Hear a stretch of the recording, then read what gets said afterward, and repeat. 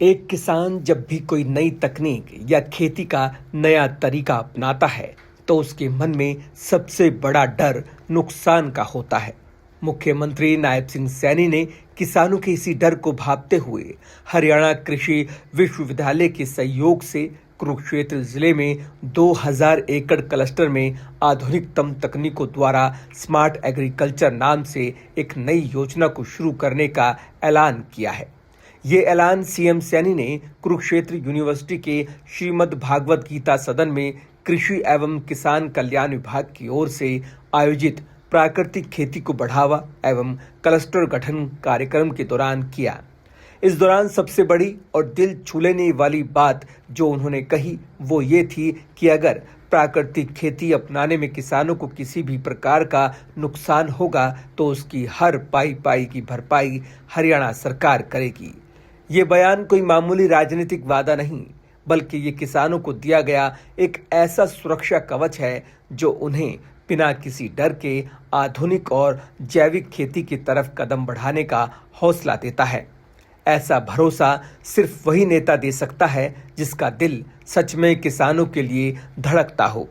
मुख्यमंत्री ने अपने संबोधन में गुजरात के राज्यपाल आचार्य देवव्रत के योगदान को सराहते हुए कहा कि गुरुकुल कुरुक्षेत्र के 180 एकड़ में फैले प्राकृतिक कृषि फार्म को एक रोल मॉडल के रूप में पेश करना ये बताता है कि सरकार सिर्फ कागजों पर काम नहीं कर रही बल्कि जमीन पर जो सफल उदाहरण मौजूद हैं उन्हें पूरे प्रदेश में लागू करना चाहती है। बिना किसी केमिकल या कीटनाशक के सिर्फ गाय के गोबर और गौमूत्र से तैयार जीवामृत के दम पर कम बजट में बेहतरीन खेती करना आज के समय की सबसे बड़ी जरूरत है और सीएम सैनी इसे बखूबी समझ रहे हैं।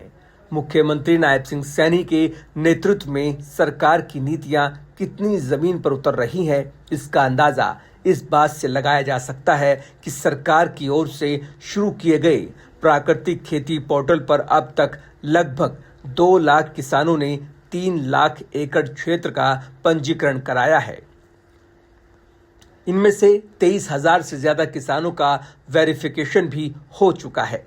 ये आंकड़े गवाही देते हैं कि जनता का अपनी सरकार और मुख्यमंत्री की नीतियों पर कितना अटूट भरोसा है। किसी भी योजना को सफल बनाने के लिए सही ट्रेनिंग की जरूरत होती है। सीएम सैनी ने इसके लिए पुख्ता इंतजाम किए हैं। कुरुक्षेत्र, जींद, सिरसा और करनाल में बकायदा ट्रेनिंग सेंटर बनाए गए हैं। अब तक 12,000 से ज्यादा युवाओं, महिलाओं और सरकारी कर्मचारियों को ट्रेनिंग दी जा चुकी है। सबसे बेहतरीन बात यह रही कि ग्रामीण स्तर पर बदलाव लाने के लिए 6,234 सरपंचों को भी ऑनलाइन ट्रेनिंग दी गई है। ये दिखाता है कि मुख्यमंत्री की सोच कितनी जमीनी और विकेंद्रीकृत है। वे हर गांव के मुखिया को इस अभियान से जोड़ना चाहते हैं। मुख्यमंत्री सैनी सिर्फ नीतियां नहीं बनाते बल्कि ये भी सुनिश्चित करते हैं कि मदद सीधे किसान तक पहुंचे। देसी गाय रखने वाले किसानों के लिए सब्सिडी को बढ़ाकर 30,000 रुपए कर दिया गया है। प्राकृतिक खेती के लिए जरूरी ड्रम खरीदने और गायों की खरीद के लिए करोड़ों रुपए की अनुदान राशि सीधे किसानों के बैंक खातों में ट्रांसफर की गई है, जिससे भ्रष्टाचार की गुंजाइश पूरी तरह से खत्म हो जाती है। मुख्यमंत्री की दूरगामी सोच यही नहीं रुकती। उन्होंने भविष्य के लिए जो योजनाएं पेश की हैं वे हरियाणा की कृषि की दिशा और दशा बदल देंगी।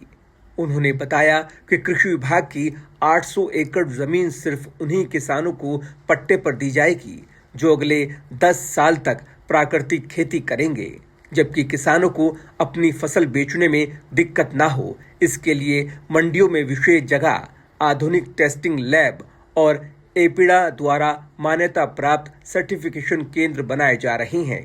इसके अलावा पंचकुला के मोरनी ब्लॉक को पूरी तरह से एक प्राकृतिक और जैविक ब्लॉक के रूप में विकसित करने का फैसला पर्यटन और स्वास्थ्य दोनों के लिहाज से एक मास्टर स्ट्रोक है। कुल मिलाकर मुख्यमंत्री नायब सिंह सैनी का ये अंदाज और उनकी ये नीतियां ये साबित करती है कि वे हरियाणा को सिर्फ अनाज उत्पादन में ही नहीं बल्कि सशक्त और स्वस्थ अनाज उत्पादन में देश का नंबर 1 राज्य बनाना चाहते हैं।